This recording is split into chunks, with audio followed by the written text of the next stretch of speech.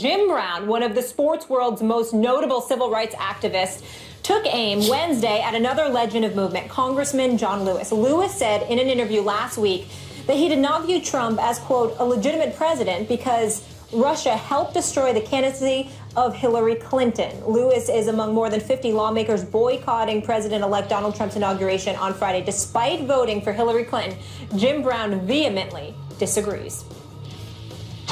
John Lewis has a great history as a civil rights fighter. As a young man, he was one of those guys out there that really was leading the parade during the King era. And so we all respect his history. But when I hear him cry the blues about Mr. Trump and saying that it's an illegitimate presidency, I take offense at that. If it's illegitimate, why is it going on? If you're going to impeach him, impeach him. If he did something wrong, arrest him. But don't cry the blues because you did not get the vote out. And this man had a genius way of winning the election. This is clearly a very polarizing subject, and I know you're very passionate about it. Max, whose side are you on here? John Lewis.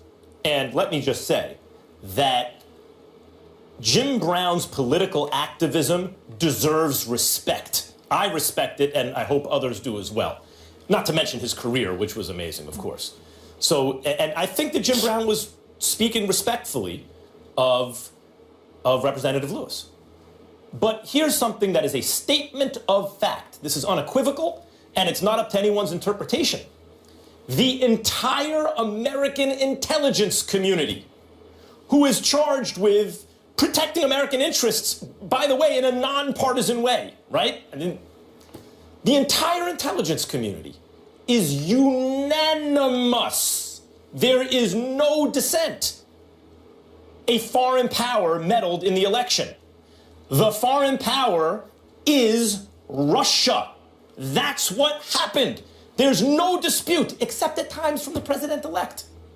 And citizens of this country should be very concerned, alarmed even about that. Now, they came to no conclusion, partly because it's not their job, in terms of what effect the meddling had. What effect and how much effect, and they don't know if it swayed the election or not. But they know there was meddling, and they know for certain it was Russia.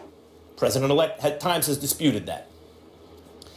Not only should citizens be concerned, but more alarmingly, it seems to me, Congress doesn't seem overly eager right now to get to the bottom of it, to investigate.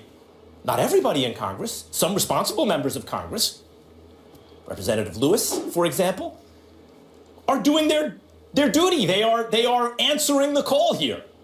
And it's totally legitimate to be concerned about that and to want to investigate. Now, as to John Lewis himself, this is a man who, as Jim Brown alluded to, literally had his skull cracked open as he was peacefully marching so that an entire class of people could enjoy the rights that everyone else enjoyed, right? I mean, this is someone who was on the front lines of the civil rights movement.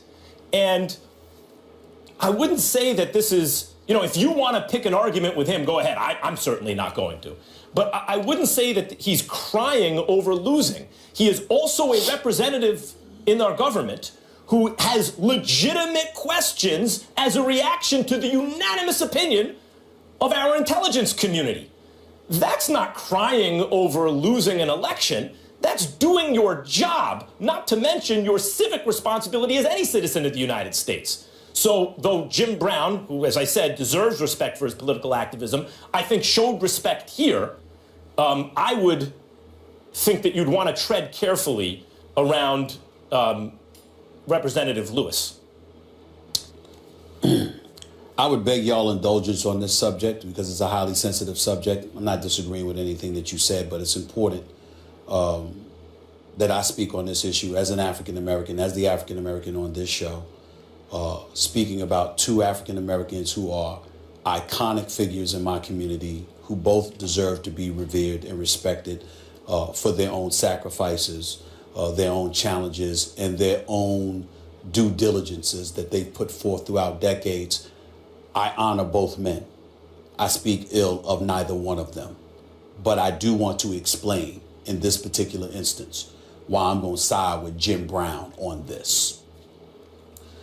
Representative John Lewis, we know his sacrifices. We know what he went through, particularly in the 60s, like you said, when he had his skull cracked. Don't get me started with that history, because I don't want to get ticked off with what he had to go through at that time. He's 76 years old.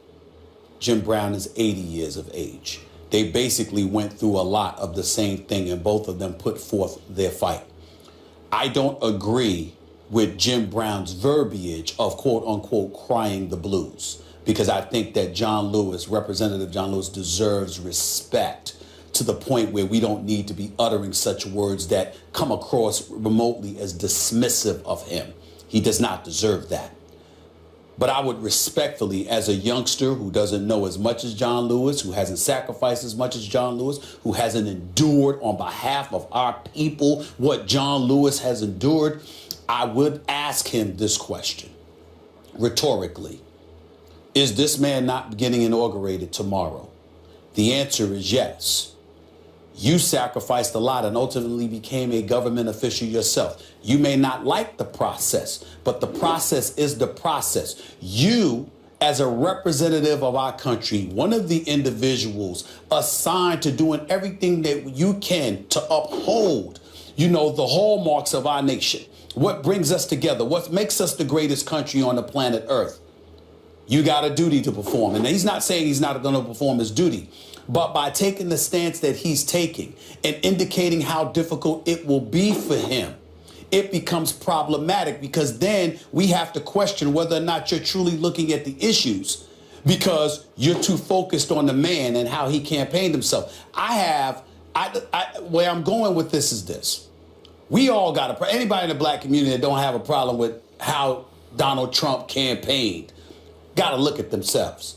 I'm not going to talk about Donald Trump, the person, because I don't know him. The person that I saw prior to running for president is entirely different than the person that I saw campaigning.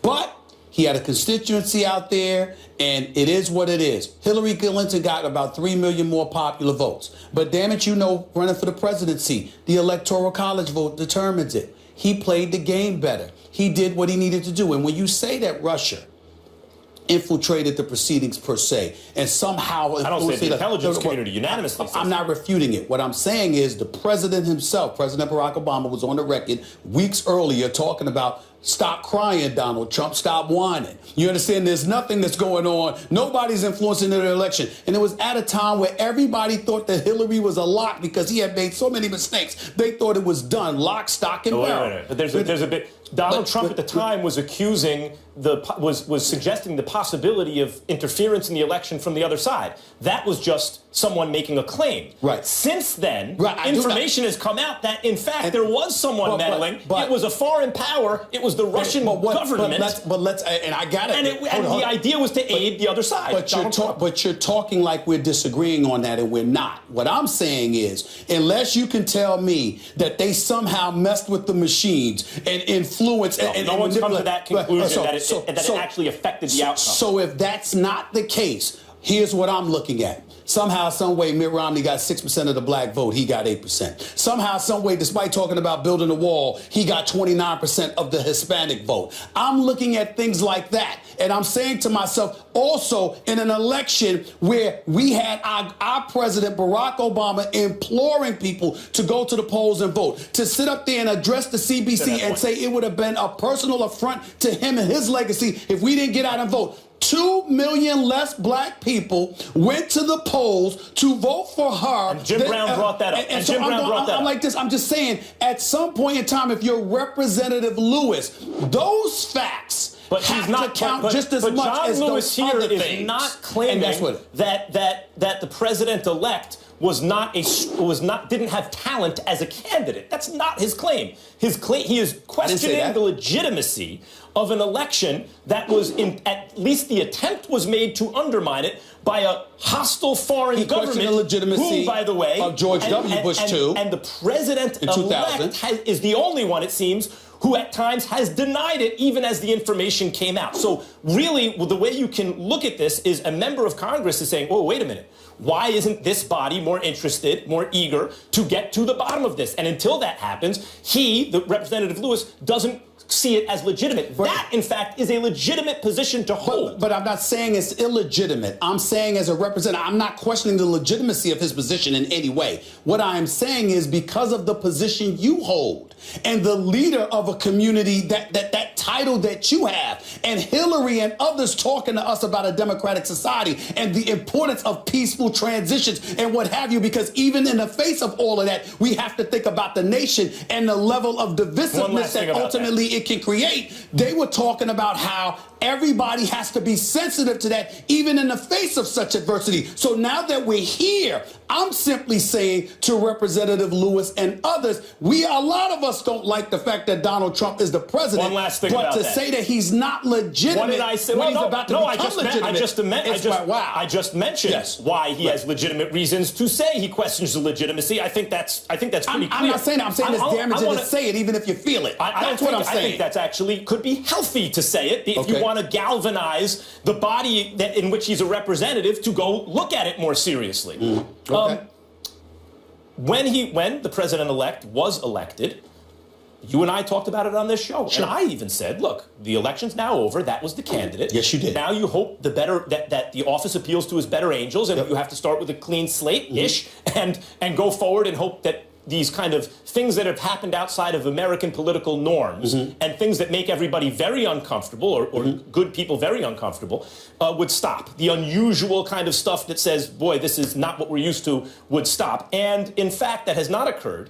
In fact, additional, maybe more unusual things have occurred that could give people like John Lewis additional pause in terms of a full-throated support of even the process of the transition of power, particularly when, as I said, there is unanimity that there was meddling in the election by Russia, though the conclusion has not been reached that it actually changed the outcome of the election. Well, I think John Lewis and others would like to know if it did. We'd like to know, but until you know, to sit up there and to say a person that's about to be the president is illegitimate, I'm saying to you, it potentially could cause more problems than we want as a nation, not to mention the fact that, again, he's labeled the last two Republican presidents illegitimate, didn't go into the inauguration. All of those things are things to consider. It gets to a point where we got to ask ourselves, oh, you don't get what you want. I'm not talking about him. I'm talking about as a party. We don't get what we want, so that's the way we're going to be. Just a question. We have to move on. Appreciate your takes there. And obviously, Jim Brown, one of the greatest running backs of all time, joining us. We have one of the greatest running backs